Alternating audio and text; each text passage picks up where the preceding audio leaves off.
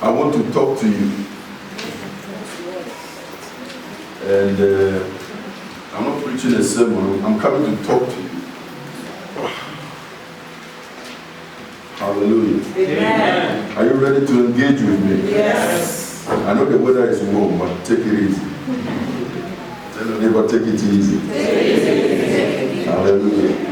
Tell your neighbor, may the Lord minister to you. May you receive focus. Tell that person, may you receive focus.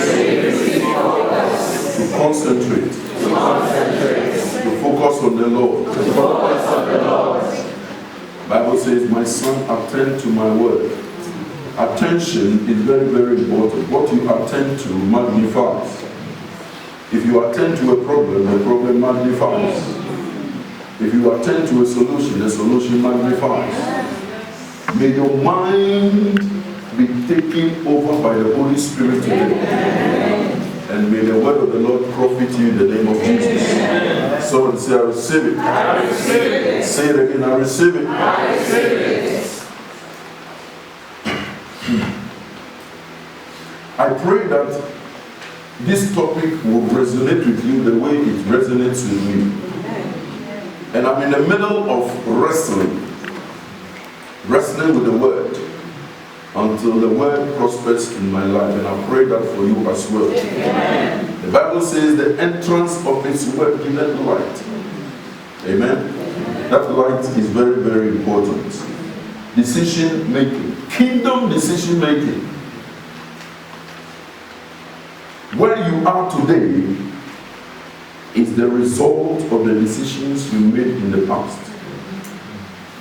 And where you will be tomorrow is the result of the decisions you are making today.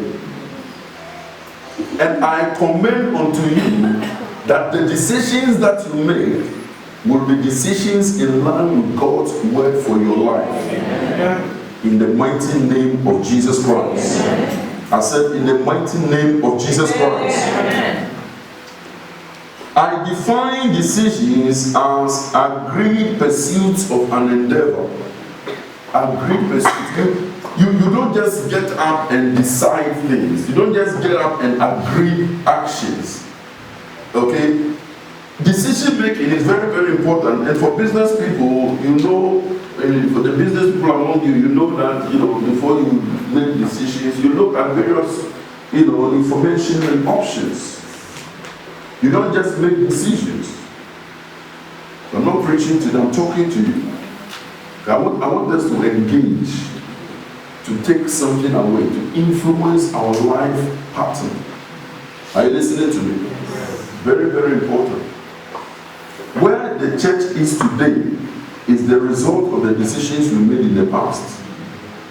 Where we will be next year will be the result of the decisions we are making today. Where you are in your life is the result of the decisions you made in the past. May you make good decisions. Amen. You are not hearing me. Listen, decisions decide destiny.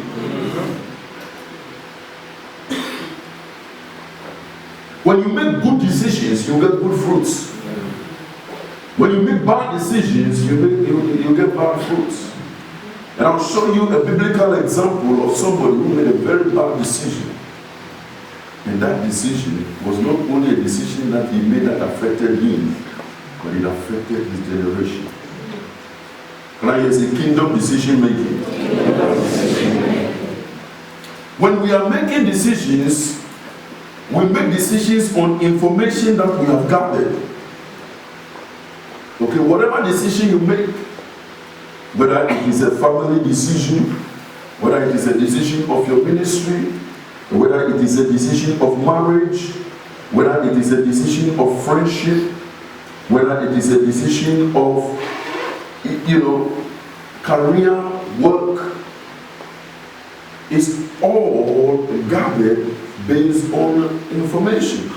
You don't just get up and make decisions out of nothing. Are you listening to me? Let me give you a classic example. You are looking for a job. Now let's use work as an example.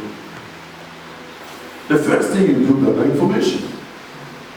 Okay? So you go get information. Okay, this job center, I went to this other agency, I went to this place. Don't just jump at office. Gather information. This is a potential, that's a potential, that's a potential, that's a potential. So you got like 4. You've done some research. Can I say research? So you got information. And then out of the information you gathered, you realize that 2 of the 4 don't match with your God-given purposes. Maybe 2 have work associated on Sunday. So they become eliminated from the options. You get that information. The information makes you choose, or you get options within the information. Come with me to Deuteronomy chapter 30, verse 19. Deuteronomy chapter 30, verse 19. Hallelujah. I call heaven and earth to record this day against you, that I have set before you life and death, blessing and cursing. Therefore choose life, that both you and your seed may live. I set before you this day, for heaven and the earth. For I set before you this day, for heaven and earth to record against you, that I have set before you life and death, blessing and cursing. Life and death, blessing and cursing. Can I say information? Information. So you got the information.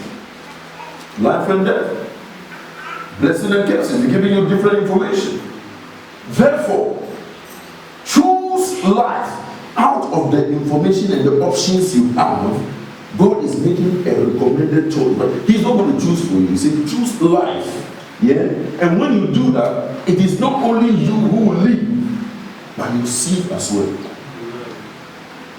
That both you and your seed may live. Can I say choose? Choose. That word choose there introduces choice that you make. Introduces choice. People are making different choices. Alright? It's a choice. You want to come and lecture accountancy this evening, 3 hours, this is the money for you. It's a choice.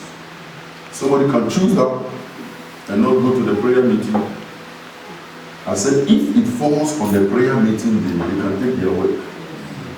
Are you listening to me? It's a choice. Somebody else may say, I'll go and work so that I can pay tithe on it.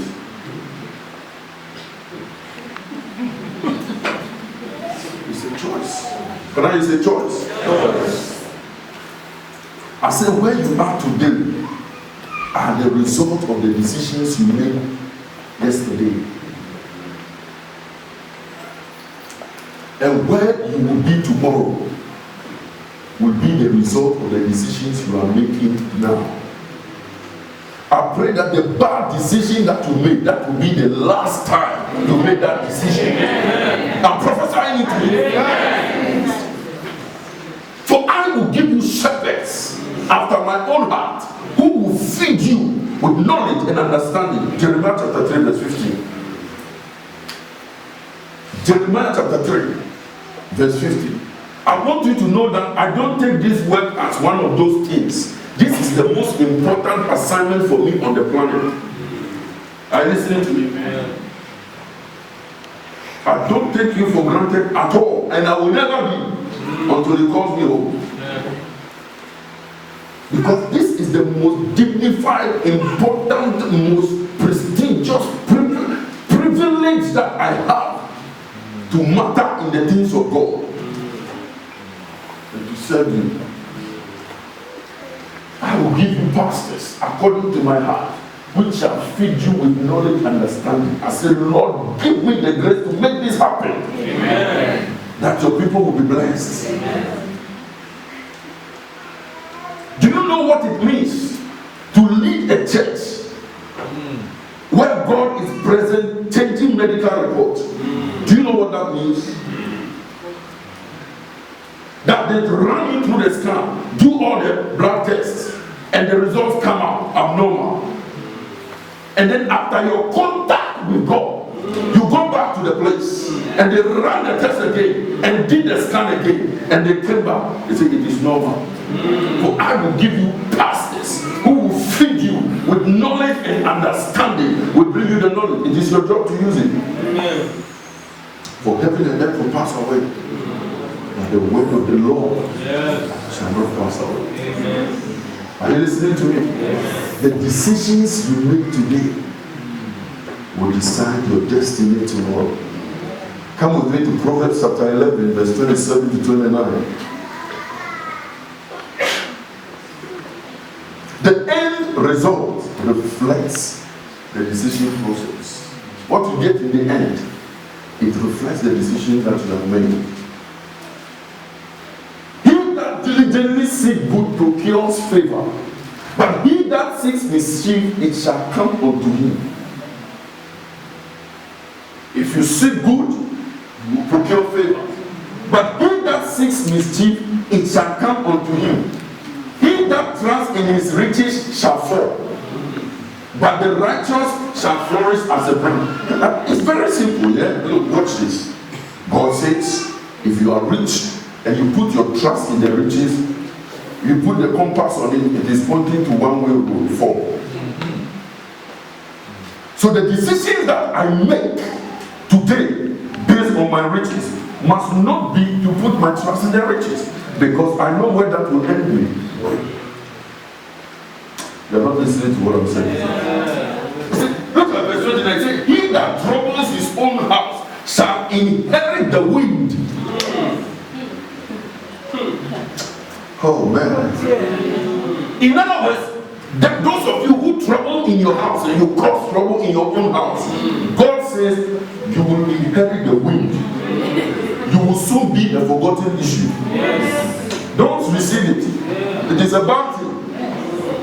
Somebody say, I refuse that one. I refuse that one. I will never be. Those who have been causing problems in your house, this scripture is for you. You make a case out of nothing. Out of nothing. You are not happy with yourself. So your husband or your wife should also not be happy. God says you will inherit the wind. May you not inherit the wind. I don't pray that one for you at all. You see, these are the things. If I make a decision to cause trouble, I know where that will result. So, if I am having chaos in my house right now, that is the result. So check me out last year. What decision did I make? Or check me out yesterday. What decision did I guess it thoroughly? I did something. You know where you're going to. For be not deceived. God is not mocked. Whatever a man sows, that he shall reap. So you know that when I sow this, I will reap this. So why do you take the decision to sow that? Are you listening to me? Yes. Mercy.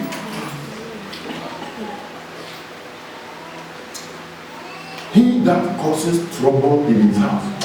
Hey, Lord, mercy. God says you will inherit the wind. You know the wind? There's a difference between air and wind. Who can tell us the difference? What's the difference between air and wind? Wind has a force. The two graphics. It's good. Wind has a force. Wind is moving. Air that is moving, isn't it? It's air in motion. How many of you remember your geography teacher? Or you didn't do geography in school? I'll go and check with your head teacher. Now here is a mercy.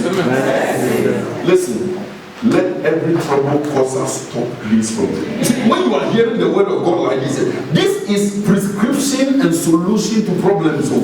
It's not just you are sitting here and pastor is talking and you are just listening. This is solution. He said if you cause trouble in your house, you will inherit the wind. If you trust in your riches, you will fall.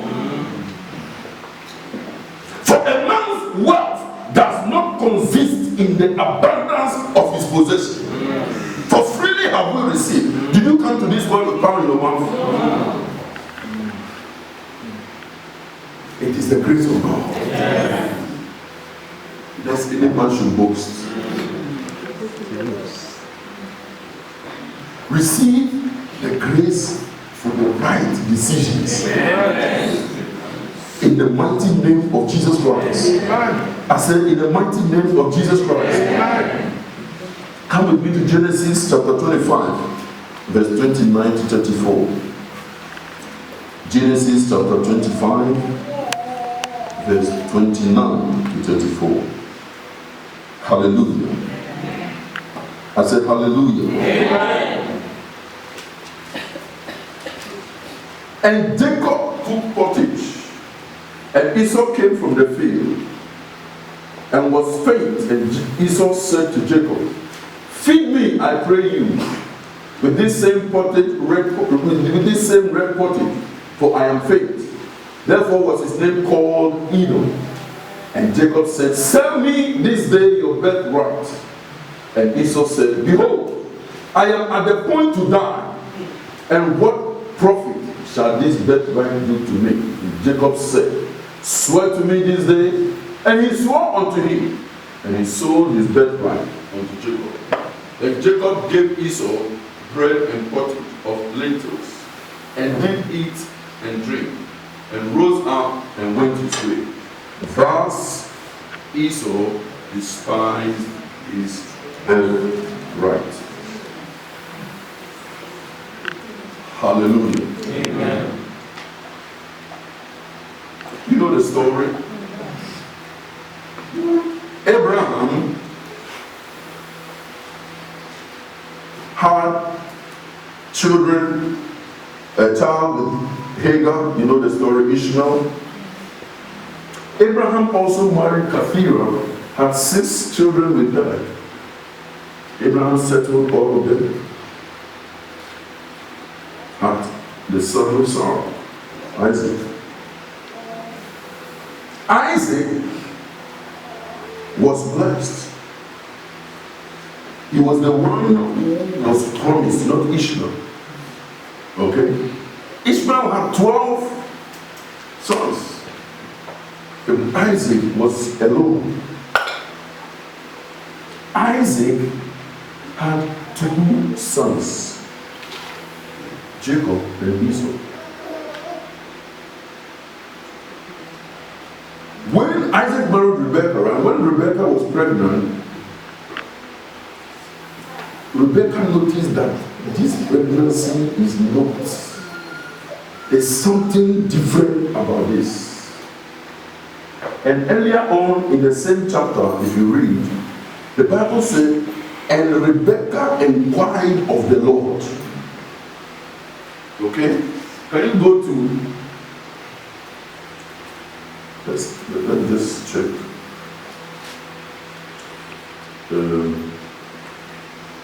What verse is that? Can you go to from verse 20, please? The same chapter. From 20 to 25. Okay, 20 to 25. And Isaac was 40 years old. And Isaac was 40 years old when he took Rebekah to a wife, the daughter of Bethuel, the Syrian of Padanaram, the sister to Laban in the Syrian. And Isaac implored the Lord for his wife because she was barren. And the Lord was implored of him. And Rebekah, his wife, conceived. And the children